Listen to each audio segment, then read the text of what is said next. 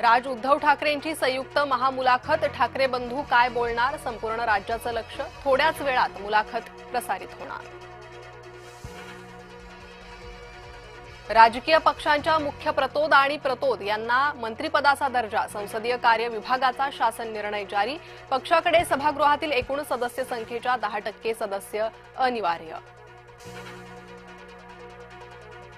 संभाजीनगरमधील Congress MIM मधील राडा प्रकरण, 50 जणांवर दंगलीचा गुन्हा दाखल, हल्ला भाजप शिवसेनेनं घडवल्याचा जलील यांचा आरोप। पैशांनी सगळं विकत घेण्याचा कारभार सुरू आहे, नागपुरातील प्रचार सभेतून प्रकाश आंबेडकरांची टीका, विकत घेणाऱ्यांमध्ये मी बसत नाही, माझी इतकी ऐपत नसल्याचंही वक्तव्य।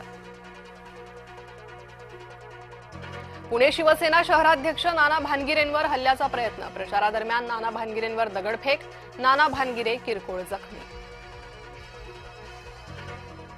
अहिल्यानगरमध्ये भाजप राष्ट्रवादीची युती, सुजय विखे पाटील निवडणूक प्रचारात सक्रिय, महापौर युतीचाच होणार असा निर्धार। उमेदवारीच्या मुद्द्यावरून सावंत नार्वेकरांमध्ये जुंपली, अरविंद सावंतांचे आरोप हास्यास्पद, राहुल नार्वेकरांचा पलटवार। कोल्हापुरात काँग्रेसचा जाहीरनामा प्रसिद्ध, काँग्रेसचा जाहीरनामा हास्यास्पद, भाजप खासदार धनंजय महाडिकांची टीका। अकोट अंबरनाथमध्ये युतीमुळे स्थानिक नेत्यांवर मुख्यमंत्र्यांची नाराजी, जय महाराष्ट्रला सूत्रांची माहिती। महाराष्ट्रात भाजपसोबत सत्तेत कुठेही बसणार नाही, आमची विचारधारा भाजप विरोधातील, इम्तियाज जलीलांनी केलं स्पष्ट। पुण्यात 1 अलार्म आणि 5 कामं योजना जाहीर, 10 तारखेला जाहीरनामा प्रकाशित करणार, उपमुख्यमंत्री अजित पवारांची माहिती।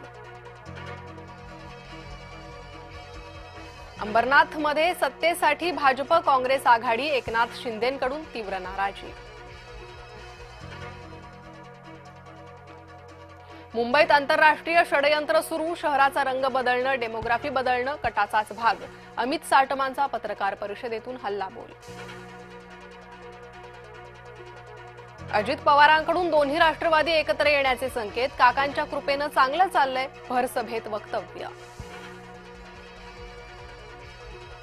पवार कुटुंबीय राजकारणात सेल्फ गोल करते, ओबीसी नेते लक्ष्मण हाकेंचा हल्लाबोल।